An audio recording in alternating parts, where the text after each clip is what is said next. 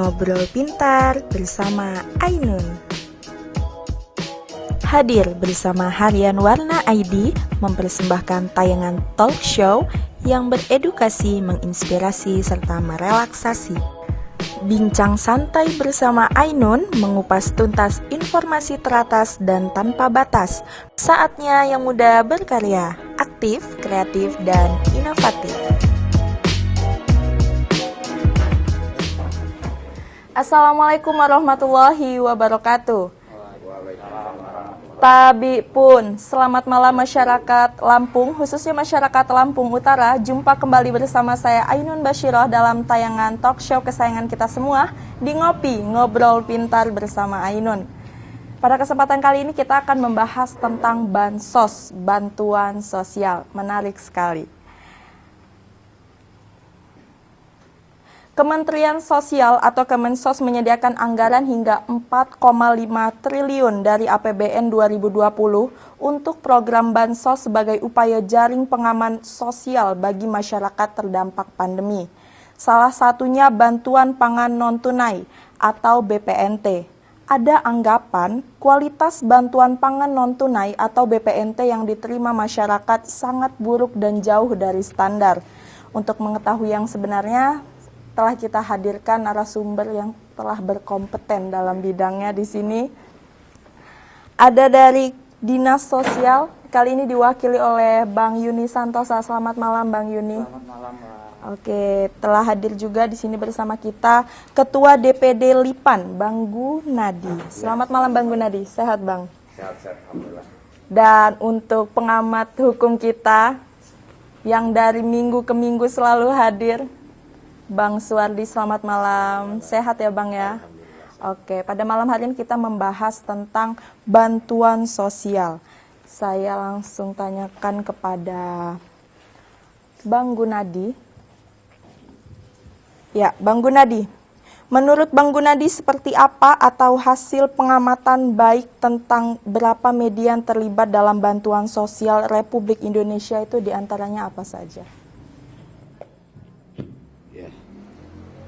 Selamat malam dulu ya. Iya.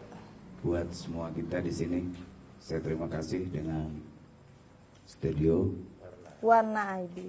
Warna ya, Warna ID Lampung yang sudah mengundang saya untuk menjadi pembicara di sini. Tadi sudah diperkenalkan, saya adalah Menteri Gunadi, Ketua Lembaga Independen Memantau Anggaran Negara. Selamat malam. Ini juga beliau Pak Suwardi Amri adalah penasihat hukum saya. Iya. Selamat malam Pak, siapa tadi? Yuni Santoso. Yuni Santoso ya. Mewakili dari Dinas Khususnya untuk masyarakat Lampung Utara.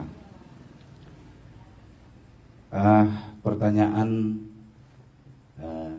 ini tadi mengenai media data ya. Iya. Terkait dengan bansos. Ini ada 3 yang mempunyai kunci khusus. Nanti 3 ini akan dikembangkan lagi menjadi 8 atau 9 media. Jadi 3 ini siapa saja sih? Masyarakat harus tahu. Media pertama adalah media data. Media data ini ialah satkernya. Artinya terlibat langsung dengan persoalan by name, by address atau BNPA, yaitu Dinas Sosial. Dinas Sosial ini nanti akan berkolaborasi lagi ke bawah dengan dari RT, kepala desa, kecamatan dan lain sebagainya. Ini data ya. Untuk media pembayar, ini ada kata istilah itu himbara. Himpunan Bank Negara. Nanti ada yang ditunjuk bank ini, salah satu di Lampung Utara ini adalah Bank Mandiri ya. Iya. Selaku penanganan pembayaran bansos, baik pun PKH, BPNT dan lain sebagainya. Selanjutnya media penyalur. Media penyalur ini kalau kita bicara BPNT itu adanya di e-warung. E-warung. E-warung ini dari mana bahannya? Sementara kalau menurut daripada aturan pedoman umum mereka selaku harus memang ada barangnya, tapi kenyataan barang yang ada di warung ini dari supplier. Nah, ini persoalannya. Itu dari supplier yang mereka terima, terkadang-kadang bentuk, kualitas dan kuantiti bahan itu tidak memenuhi syarat kualitas. Nah itu ya untuk media data. Saya rasa untuk masyarakat Lampung Utara juga harus peran aktif bagi yang belum atau sudahnya untuk mendaftarkan diri dan mempertanyakan tentang hal-hal mengenai bansos dengan tingkat desa sampai di tingkat kelurahan. Jangan takut-takut. Iya. Ya saya rasa itu dulu ya. Oke Bang, sebentar bantahan. Kemudian yang ingin saya tanyakan, temuan apa saja yang tidak sesuai dengan mekanisme Juklak, Juknis, penyaluran bantuan sosial Republik Indonesia itu diantaranya apa saja? Ini sudah agak melebar ya. Ya, sudah bicara temuan ya. Iya. Ya alhamdulillah juga saya punya tim ya. Iya. Karena juga di dalam untuk pelaksanaan Undang-Undang Nomor 13 Tahun 2011 ada peran serta masyarakatnya juga dalam penanganan fakir miskin, pengentasan kemiskinan. Nah di sini banyak sekali yang kita temukan. Iya. Nah, dari dugaan punglinya, dari dugaan maladministrasinya, dari dugaan korupsi secara masifnya. Bila kita jabarkan luas, mungkin waktu kita bisa semalam ya. Bagaimana sih punglinya? Pengambilan BPNT itu dipungut biaya 5.000, ada yang 10.000. Padahal sebenarnya itu tidak Sebenarnya ada sama tidak sekali, diperkenankan. Itu oknum ya, Iya. oknum yang di bawah. Terus maladministrasi. Kita bersyukur juga ya ada COVID ya, Iya. ada COVID-19. Kenapa? Dengan adanya COVID-19, data-data ini terungkap. Seperti bantuan BST, bantuan sosial tunai. Itu datanya keluar dari kementerian sana, ada yang 2010, ada yang 2004, ada yang 2014. Iya. Nah, sedangkan di sini di aturan di Undang-Undang Nomor 13 tahun 2011 itu diatur bahwa pemerintah itu harus melakukan pemutakhiran itu 2 tahun sekali maksimal. Artinya udah paling dikit ya. Yang lebih bagusnya 1 bulan, 2 bulan, 3 bulan terus pemutakhiran. Nah, pertanyaan saya kalau data itu munculnya 2010, pekerjanya pemerintah ini apa? Nah, itu loh yang saya katakan maladministrasi ya. Masif. Yang temuan kita yang masif ini tadi seperti BPNT sendiri.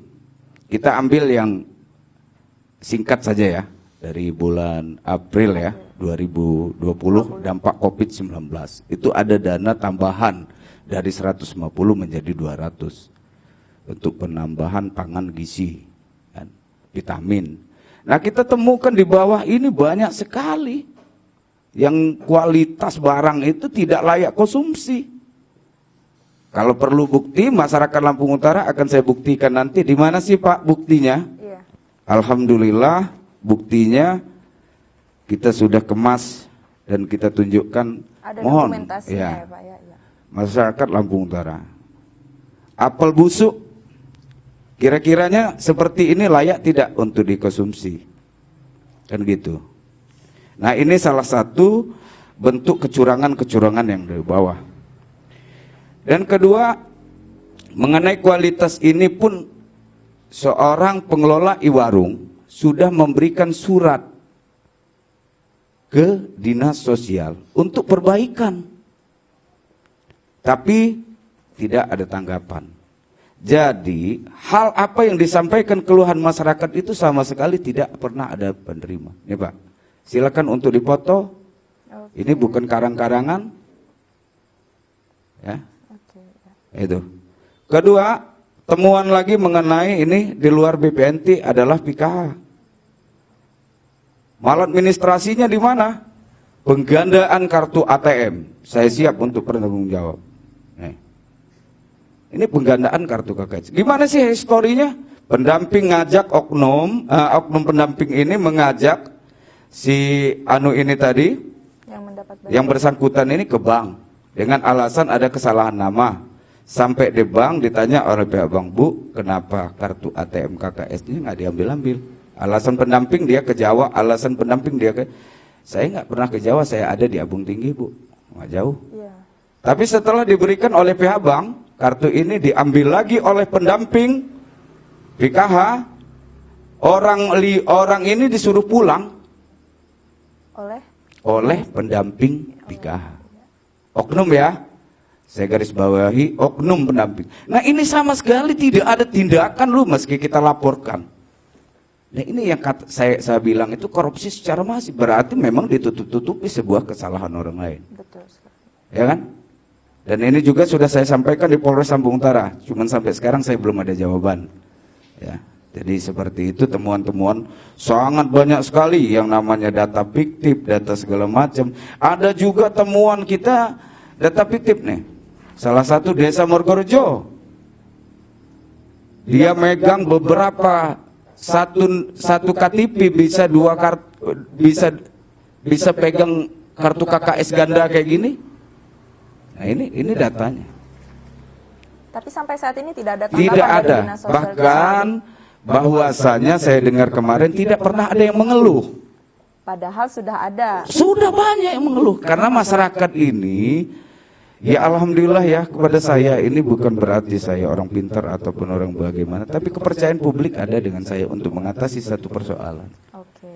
Tapi harapan saya dengan pemerintah, percayaan publik dengan saya, tolong dong apa yang saya sampaikan dengan pemerintah ditanggapin. Oke. Nah, ya. Nah, terkait temuan ya. Oke, Nah, kita itu, ya. tahan dulu Oke. sebentar Bang Gun. Kita langsung saja ke Dinas Sosial, kali ini diwakili oleh Bang Yuni Santoso ya Bang ya. Oke. Kalau dari anggapan yang sudah disampaikan oleh Bang Gun tadi ini, bagaimana menurut Abang kalau dari Dinas Sosial sendiri menanggapi segala temuan-temuan yang bahkan sudah dikeluhkan ke Dinas Sosial namun tidak ada tanggapan? Oke, silakan Bang. Assalamualaikum warahmatullahi wabarakatuh. Waalaikumsalam warahmatullahi wabarakatuh. Terima kasih banyak kepada Warna ID yang telah melakukan talkshow untuk kita semua bisa menyampaikan hal-hal terkait bantuan sosial di Kabupaten Lampung Utara. Iya. Terima kasih juga Pak Gunadi dari Lipan, kemudian Pak Suwardi kuasa hukum. Terima kasih juga udah bisa ketemu di sini, kita bisa sharing-sharing pendapat terkait dengan bantuan sosial. Mohon izin langsung saja saya sampaikan dulu terkait dengan bantuan sosial, khususnya ini tadi yang lebih banyak disoroti adalah BPNT. Iya. Jadi mungkin akan saya coba paparkan dulu terkait dengan BPNT. BPNT ya. Silakan. BPNT adalah bantuan keuangan non tunai, transformasi dari yang dulu lebih kita kenal dengan Raskin dan Rastra. Ya. Kemudian di 2020 bertransformasi lagi namanya menjadi program sembako. Di 2019 BPNT betul tadi apa yang disampaikan oleh Pak Gunadi bahwa besarannya adalah 150.000. Di tahun 2020 terkait dengan pandemi Covid, program sembako dinaikkan menjadi 200.000 per KPM per bulan. Dengan berjalannya program sembako ini memang permasalahan-permasalahan di lapangan yang terjadi cukup luar biasa, yang kemudian kami dari Dinas Sosial sendiri juga sangat menyadari kemungkinan akan munculnya banyak asumsi-asumsi. Kalau kami lihat kenapa kemudian muncul banyak asumsi itu, karena didasarkan atas data yang memang kondisinya belum layak dijadikan sebagai data dasar dalam pelaksanaan sebuah program. Jadi mungkin ini saya ulas dulu dari data, mohon izin. data yang digunakan untuk bantuan sosial itu adalah data yang bersumber dari basis data terpadu kesejahteraan sosial yang selama ini lebih kita kenal dengan DTKS. Itu dikelola mulai dari desa kelurahan, di sana juga ada operator, karena pengolahan data ini menggunakan aplikasi Sistem Informasi Kesejahteraan Sosial Next Generation, SIKNG, biasa kita kenal di lapangan. Di setiap desa dan kelurahan itu ada operatornya. Kemudian di kabupaten juga ada operator kabupaten yang fungsinya adalah menghimpun updating data dari operator-operator desa kelurahan untuk kemudian disampaikan ke Kementerian Sosial. Dan pada 2018 saat itu memang semestinya dengan keluarnya Permensos nomor berapa kemarin itu terkait dengan perintah untuk melakukan verifikasi dan validasi data yang awalnya memang bersumber data dari tahun 2010 itu, Pak. Dan itu sebenarnya di 2018 itu sudah ada perintah dari Kementerian Sosial untuk setiap daerah itu melakukan verifikasi dan validasi data. Nah, cuman permasalahannya ini rupanya juga kurang bisa berjalan dengan baik di Kabupaten Lampung Utara. Jadi di 2018 itu masih banyak desa-desa dan kelurahan yang sama sekali tidak melakukan updating data. Sehingga di 2019 saat digunakan sebagai basis data program, itu datanya benar-benar tidak valid. Kemudian saat ditetapkan oleh Kementerian Sosial sebagai penerima bantuan, kemudian di situ terlihat datanya ada yang terjadi orang yang sudah meninggal masih masuk jadi penerima program, kemudian orang yang sudah mampu juga masuk sebagai penerima program, dan permasalahan-permasalahan yang lain. Akibat data yang tidak valid itulah kemudian terlihat sepertinya penyaluran program sembako ini menjadi seolah-olah banyak kesan itu terjadi hal-hal yang menyimpang terkait dengan permasalahan data. Mungkin itu terkait dengan data yang sementara bisa saya sampaikan. Kemudian terkait dengan bantuan sosialnya langsung terkait dengan komoditas. Komoditas yang ditetapkan sebagaimana Pertum adalah harus memenuhi unsur-unsur yang pertama adalah karbohidrat, kemudian protein hewani, kemudian vitamin dan mineral itu dari sayuran dan buah-buahan. Makanya kemudian di program sembako di Kabupaten Lampung Utara itu komoditas yang diberikan kepada masyarakat itu berupa beras, kemudian di situ ada telur, kemudian di situ juga ada kacang hijau, ada juga kentang, buah, kemudian ada buah. Itu di Lampung Utara ini bisa berupa jeruk maupun apel, ya. Seperti itu. Nah, terkait dengan temuan-temuan tadi yang disampaikan oleh Pak Gunadi, ini juga pernah nyampe ke saya dan waktu itu juga sudah pernah saya tindak lanjuti langsung itu terkait dengan apel busuk. Apel busuk ini setelah kita cross check di lapangan, sebenarnya itu adalah hasil sortir. Karena begini, di dalam setiap penyaluran itu kewajiban e-warung adalah melakukan sortir bahan yang dikirimkan oleh Bulog. Dan kita sudah informasikan ke semua e-warung untuk melakukan itu. Jadi jangan sampai ada barang yang tidak layak itu sampai kepada KPM. Makanya saat kemudian barang di-drop oleh Bulog itu langsung dilakukan sortir. Dan terkait dengan apel busuk yang di Bukit kita turun ternyata itu adalah hasil sortiran. Nah, kemudian yang terkait dengan data ganda. Nah, data ganda ini juga menjadi sangat luar biasa. Kemarin di 2019 terkait dengan permasalahan data itu ada sekitar 10 ribuan itu yang kemudian rata-rata saldo di KKS-nya itu kosong. karena terkait dengan, makanya kemudian di lapangan lebih dikenal dengan saldo nol dan akhirnya tidak bisa bertransaksi, itu ada sekitar 10 ribuan. Cuman di 2020 alhamdulillah karena terus dilakukan perbaikan data, akhirnya sekitar 8 ribuan yang tadinya saldo nol itu sudah dapat bertransaksi. Kemudian ini sekarang ini yang masih ditindaklanjuti dan terus dilakukan operator desa dan operator kabupaten adalah perbaikan data terkait dengan data ganda. Di sana ada ganda keluarga, ganda NIK, dan ganda-ganda yang lain yang akhirnya tidak dapat bertransaksi.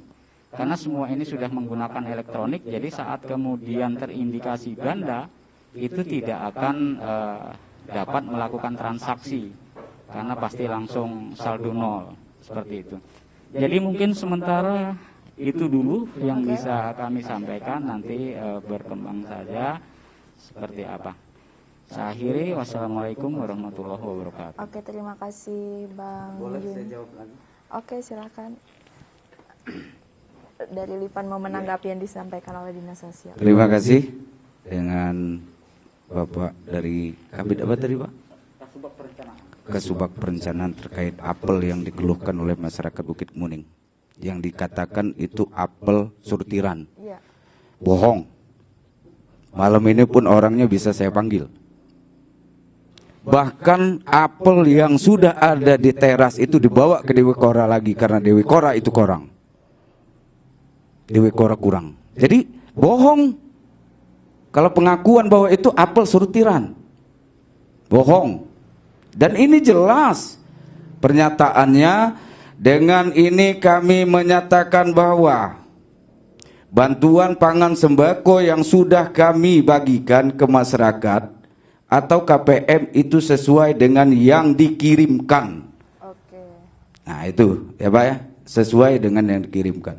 Adapun keluhan masyarakat yang menyatakan adanya buah apel yang bentuk beras bulog itu sesuai dengan barang yang kami terima. Jadi memang barang itu sesuai, itulah yang diterima. Jadi mereka itu tidak ada sortiran, ada begini. Jadi banyak di sini yang saya bilang itu, telur ini kan maksimal tuh 30, tapi dipotong juga 5 butir. Kalau 5 butir kali 200 kpm tuh berapa tuh? Ya. Jadi banyak sekali Pak temuan di bawah itu. Oke, Nah, mungkin bisa. jadi mohon maaf untuk sekali lagi ya. Saya mohon dari pertemuan ini, ayo kita rubah sistem. Oke. Gitu ya. Oke. Mungkin kita lihat dari segi hukumnya sendiri nih, dari pengamat hukum Bang Suwardi, bagaimana menurut Abang tentang kejadian ini dan adakah sanksi-sanksi hukum yang diterapkan untuk para oknum yang melakukan hal-hal yang seperti itu? Silakan. Ya, terima kasih. Selamat malam nih Pak Gunadi, kemudian Pak Yuni Santoso ya. Ya, terkait bantuan sosial saya kira bukan di Lampung Utara aja, mungkin yang Sarul Malu, mungkin seluruh Indonesia. Karena dari dulu orang Indonesia itu kalau mau ada bantuan pasti dia ngaku miskin semua. Iya. Seperti ya. Padahal sebenarnya bantuan itu jelas untuk orang yang di bawah garis kemiskinan. Jadi kalau kita masih miskin itu belum dapat bantuan sebenarnya. Di bawah garis kemiskinan itu kalau di dalam aturannya, jadi dia di bawah orang yang miskin sebenarnya. Tapi begitu ada bantuan ya udah ngaku miskin semua. Contohnya aja dulu ada beras raskin namanya. Ya. Itu daripada ribut dulu sama kepala desa itu bagi rata semua di desa itu. Pokoknya dapat semua, mau dia kaya mau dia miskin. Pokoknya dapat semua beras itu daripada ribut dulu. Karena ada yang ngaku miskin padahal dia punya motor, punya mobil, pengen juga dapat beras yang 10 kilo itu. Nah, terkait ini memang sebenarnya kalau kita menyalahgunakan bantuan yang bersifat sosial atau dalam keadaan darurat itu justru hukumnya lebih berat. Ya, lebih berat harusnya karena dia sudah dalam keadaan luar biasa sebenarnya. Apalagi di masa pandemi ini kan. Itu kan jelas Presiden juga ngomong kalaupun ada penyelewengan atau ada tindakan-tindakan yang di luar jalur hukum, maka hukumannya juga terancam hukuman berat. Apalagi dia melakukan korupsi terhadap anggaran itu bisa terancam hukuman mati.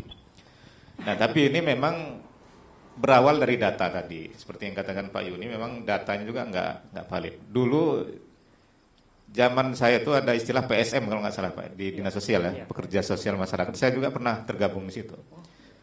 Masih ada sertifikatnya dulu. Sekitar tahun 2005 kalau nggak salah saya mulai.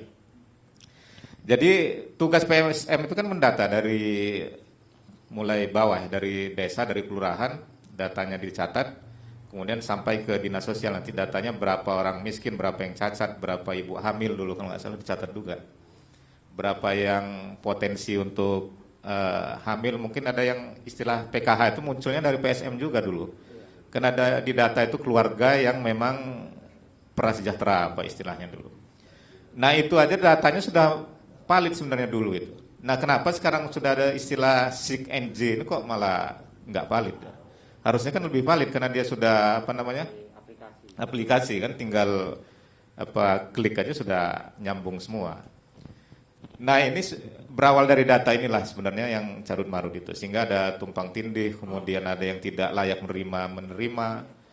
Kemudian yang saya heran juga kenapa kok Bulog itu kok malah menjadi penyalur tunggal dalam hal ini ya Pak Gunadi ya. Karena warung itu kan, warung ya, bukan warung ya. Warung gotong royong panjangannya kan. Itu kan terserah warung itu sebenarnya mau belanja kemana dia. Nanti dia menyalurkan ke KPM ya. Dia mau apa ya ini apa, Bulog itu menyediakan bayam misalnya kan enggak kan. Kan mestinya warung itu nyarinya di mana ya, terserah dia mau beli kemana. Yang penting kalau ada KPM pengen beli bayam, ada bayam di warung itu kan. Kemudian pengen beli pisang, ada pisang di situ. Pengen beli telur, ada telur. Maka di apa namanya transaksinya juga tidak menggunakan tunai. Dia sudah menggunakan uang elektronik istilahnya.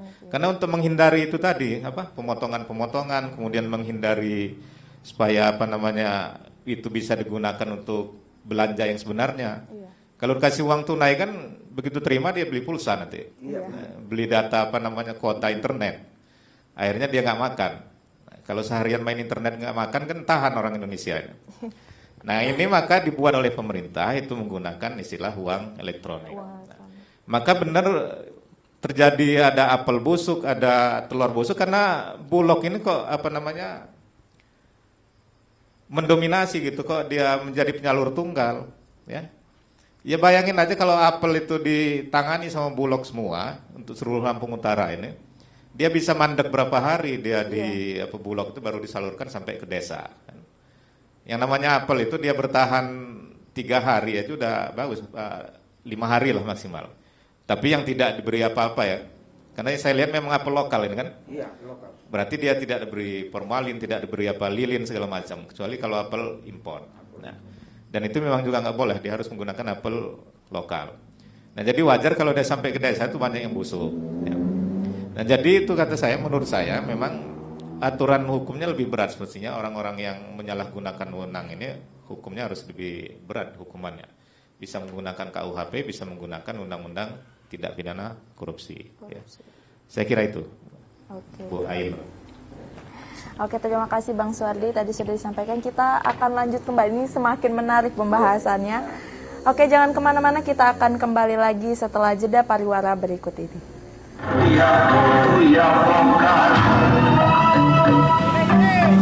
Kita sudah sampai di dinas sosial.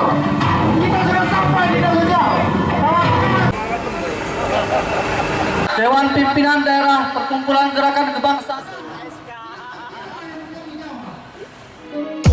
Ngopi, ngobrol pintar bersama Ainun. Oke, kita kembali lagi dalam tayangan talk show kami di Ngopi, ngobrol pintar bersama Ainun. Kita lanjut kembali perihal bantuan sosial. Kembali ke Bang Gunadi.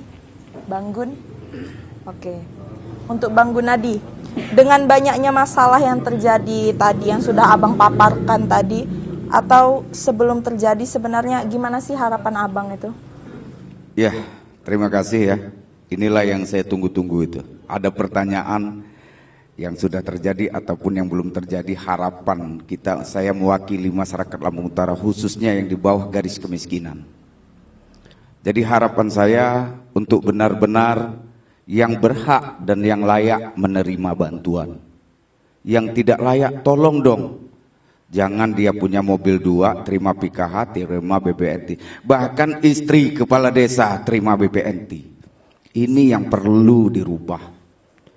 Sesuai dengan peringatan saya, dengan perjuangan Bapak Bupati kita Lampung Utara, Bapak Haji Budi Utomo, karena beliau sudah definitif dan untuk masa periode 2019, lanjutkan perjuangan perubahan nyata. Jadi ayo kita rubah semua sistem carut marut bantuan sosial ini ya. Ini selalu yang disoroti dinas sosial ya, yang disoroti ya. Tetapi yang berbuat ini jujur belum tentu dinas sosial atau oknum dinas sosial, tapi oknum di luar daripada masyarakat Lampung Utara. Yaitu saya bayangkan saja hitungannya kalau 20.000 per KPM itu uang kita uji layak kompetensi di lapangan, kali 60.000 saja berapa miliar tuh per bulan dibawa oleh orang keluar. Sementara masyarakat kita ribut, sementara masyarakat kita Lampung Utara tetap miskin. Nah ini PR besar Bapak Haji Budi Utomo untuk merubah ini. Bagaimana cara merubahnya? Oh kita banyak pengusaha yang mampu sesuai dengan program dan siapkan standar operasional prosedur sesuai dengan legalitas yang resmi dan mempunyai tanggung jawab untuk kepentingan masyarakat. Itu harapannya. Dan kedua, harapan saya dengan masyarakat khususnya, karena banyak juga temuan saya di sana, sudah pernah tidak untuk mendatangin kepala desa, sudah pernah tidak mendatangin operator SRENG, belum. Jadi di dalam Undang-Undang nomor 11 tahun 2000 nomor 13 tahun 2011 ini juga harus diperan aktif mereka. Mereka harus peran aktif. Kalaupun kepala desanya ngeyel, operator SRENG-nya ngeyel, datang ke dinas sosial atau datang ke tempat saya, nanti saya yang ngomonginnya. Artinya itu diatur loh.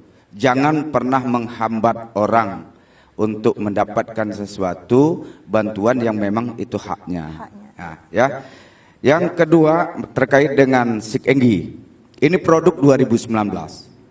Ya. Produk 2019 tentu kita menjalankan suatu produk itu tidak mungkin semudahnya kita membalikkan telapak tangan. Dan dari 232 desa sekian belas kelurahan ini mungkin belum sepenuhnya dan mungkin belum 75% untuk menjalankan aturan SIKENGI. Apa kendalanya? Internet. Apa kendalanya? Operator. Bahkan ada kepala desa, saya gaji saya kasih dengan operator SIKENGI kalau ada. Artinya di sini. Nah, jadi ini mohon ada sosialisasi dan terus kita lakukan, dan pemerintah daerah karena ini menyangkut juga ya, biar juga tim Kordanya ini tahu, paham. Karena yang namanya PKH, kita bicara PKH karena dia ada kategori. Ada kategori pendidikan, ada kategori kesehatan, ada kategori desa, ada lagi kategori pendapatan daerah. Jadi tolong dong, bantu dinas sosialnya. Dinas kesehatannya turun, dinas pendidikannya turun, DPMD-nya turun, Bapedanya turun. Gitu loh. Karena diatur di sini dalam undang-undang. Gitu loh. Jadi mohon pengawasannya lebih diperketat lagi. Jangan pernah kasih peluang orang luar untuk mengeruk harta masyarakat Lampung Utara ini, dibawa mereka keluar. Kita belajarlah dari yang dahulu. Itu. Semoga untuk ke depan ada perubahan, benar-benar dapat dinikmati dan Lampung Utara semakin maju, Lampung Utara semakin kuat, Lampung Utara semakin hebat, Lampung Utara ini masyarakatnya sejahtera. Amin ya rabbal alamin. Terima kasih. Wassalamualaikum warahmatullahi wabarakatuh. Oke, silakan Bang Yuni. Oke, untuk Bang Yuni, ke depannya apa yang harus dilakukan jika ada masalah yang terjadi di lapangan dan bagaimana dengan pemutakhiran data karena ada beberapa data yang ganda? Terima kasih, Mbak. Jadi yang perlu saya sampaikan ini adalah khususnya kepada desa dan kelurahan, 232 desa, 15 kelurahan. Terkait dengan perbaikan data di DTKS, ranah kewenangannya adalah berada di desa dan kelurahan. di dalam proses perubahan, penggantian, pengusulan, itu semuanya ranahnya ada di desa dan kelurahan. Harus melalui musyawarah desa, musyawarah kelurahan untuk menentukan siapa-siapa yang layak untuk dimasukkan ke dalam DTKS calon penerima bantuan. Dan seandainya ditemukan di lapangan banyak orang yang sudah mampu masih menerima bantuan, itu juga ranahnya ada di desa dan kelurahan melalui musyawarah desa, musyawarah kelurahan untuk mengeluarkan seseorang yang sudah mampu tersebut dari data DTKS. Apabila tidak dikeluarkan dari data DTKS, maka akan tetap terus sebagai penerima bantuan. Mungkin itu terkait dengan DTKS yang perlu saya sampaikan. Kemudian terkait dengan penyaluran bantuan. Ini juga sudah berkali-kali Dinas Sosial menyampaikan kepada semua ewarung untuk dapat melakukan sortir terhadap barang-barang yang disampaikan oleh Bulog maupun supplier ke ewarung. Jangan sampai ada barang yang tidak layak tersampaikan kepada KPM. Berapapun banyak kerusakan yang terjadi setelah sortir, Bulog sudah sepakat untuk kemudian dilakukan penggantian. Jadi kepada ewarung segera lakukan sortir dan kemudian terkait dengan kekurangan komoditas yang ada segera lapor ke Bulog. Dan kalau sampai Bulog tidak menindaklanjuti untuk melakukan penggantian, maka Tikor Kabupaten dapat segera langsung menegur Bulog untuk segera melakukan penggantian. Mungkin sementara itu dulu hal yang sangat penting saya kira untuk kita bisa mulai membenahi penyaluran bantuan sosial di Kabupaten Lampung Utara. Kemudian sedikit menanggapi terkait dengan kemudian ada supplier tunggal Bulog. Ini pemerintah Kabupaten Lampung Utara, khususnya Tikor Kabupaten, yang di situ ada Pak Sekda selaku ketua, kemudian Kepala Dinas Sosial sebagai sekretaris, kemudian juga ada beberapa dinas instansi. Di sana ada Satgas Bansos dari kepolisian, kemudian ada dari Bank Mandiri. Waktu itu memang kemudian menyepakati bersama seluruh ewarung untuk kemudian menunjuk Bulog sebagai manajer supplier dengan pertimbangan di 2012 setelah munculnya Pedum itu muncul juga surat edaran Menteri Sosial yang kemudian di dalam edaran itu di salah satu poinnya adalah menunjuk Bulog sebagai manajer supplier. Setelah adanya edaran itu kemudian dari kepala-kepala dinas sewilayah wilayah satu itu mulai dari Jawa Barat sampai ke Aceh itu dikumpulkan di kementerian untuk rakornas. Dan di sana kemudian juga disepakati, kemudian muncul butir-butir kesepakatan seluruh kepala dinas sewilayah satu. Di sana juga kemudian disepakati adanya manajer supplier.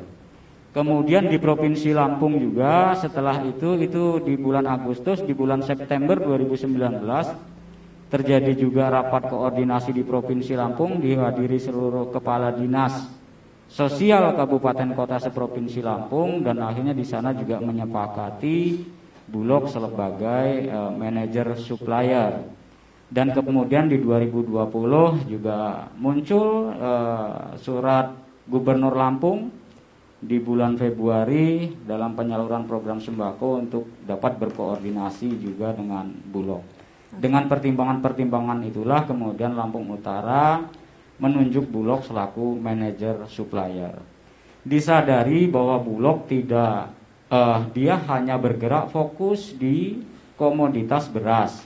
Maka terkait dengan komoditas yang lain, Bulog dapat menggandeng berapapun supplier yang dibutuhkan.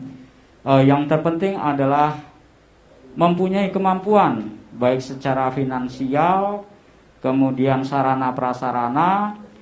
Jangan sampai kemudian terjadi hambatan-hambatan di dalam proses penyaluran bantuan sosial. Oke.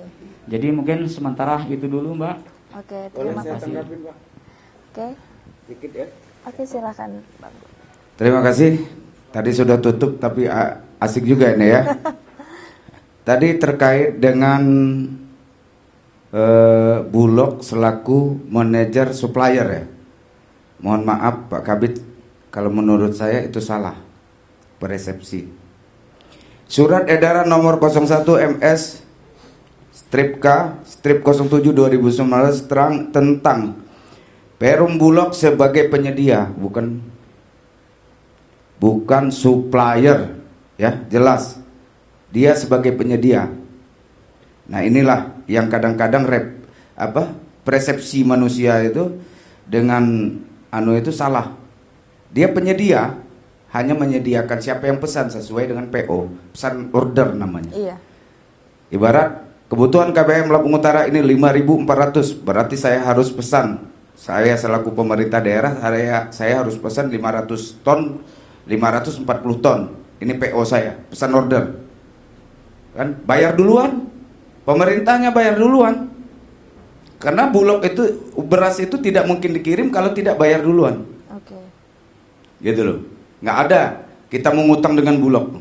Nah itu ya Pak ya, saya garis bawahi lagi bahwa supplier yang dikatakan di dalam surat edaran yang hal ini berdasarkan rapat koordinasi tingkat menteri tanggal 8 Juli 2019 memutuskan bahwa mulai September 2019 bantuan pangan non tunai BPNT dilaksanakan kota se-Indonesia, namun perlu pertimbangan karena kondisinya bakal merugi kalau kita tidak menggunakan beras dari Bulog. Oke. Nah itu ya.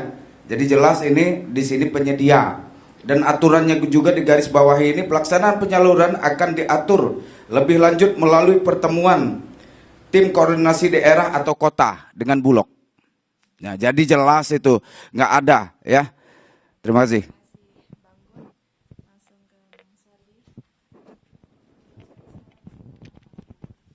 Iya, saya sih berharap memang betul kata Pak Gunadi tadi, dia bukan sebagai supplier ya.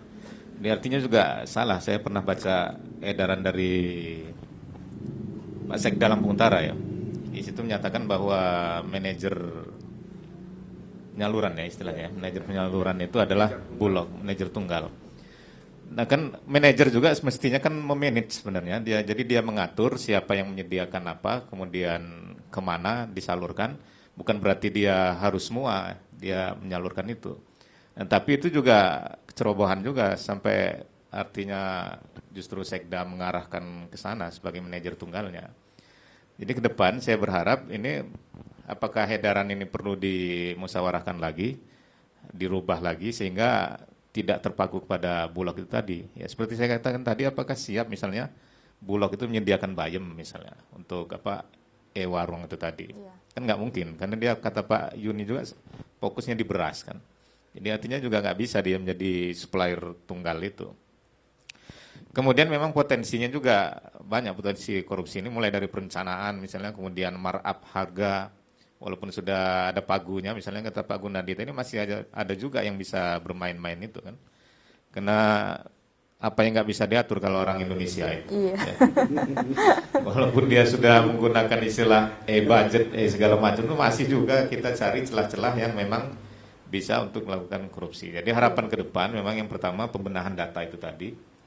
Kemudian ada itikat baik dari penyelenggara ini yang ingin benar-benar mengentaskan kemiskinan yang ada di Indonesia khususnya Lampung Utara. Dan ini data ini sebenarnya juga akan bersifat sementara sih. Jadi kalau dia sudah nggak miskin lagi ya memang perlu perubahan tadi. Nggak perlu dibantu lagi kan. Iya. Masa iya mau dibantu terus kan, kita ini kan harapannya dengan bantuan itu dia bisa konsentrasi bekerja, kemudian bisa konsentrasi mencari nafkah yang lain, sehingga nanti akan lebih maju ke depannya. Tapi kalau dia tetap berharap setiap bulan ada bantuan, itu juga nggak maju-maju akhirnya kan. Iya.